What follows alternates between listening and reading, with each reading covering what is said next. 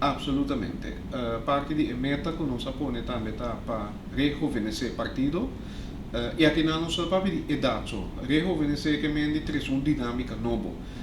Tragiba tema na novo também, of tema na mais atual que antes, por exemplo, cambio de clima.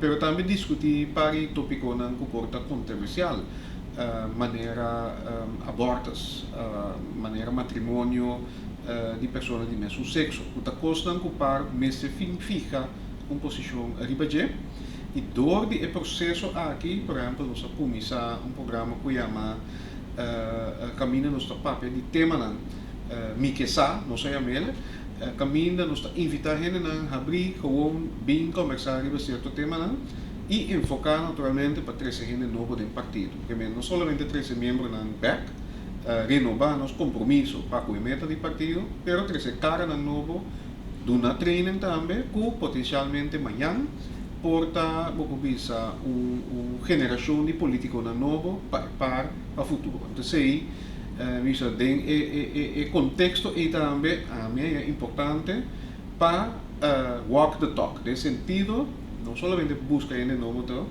passa a batuta para um líder novo de uma geração mais nova que bisa e cara novo nang aqui também por identificar com ele, que tá com esse que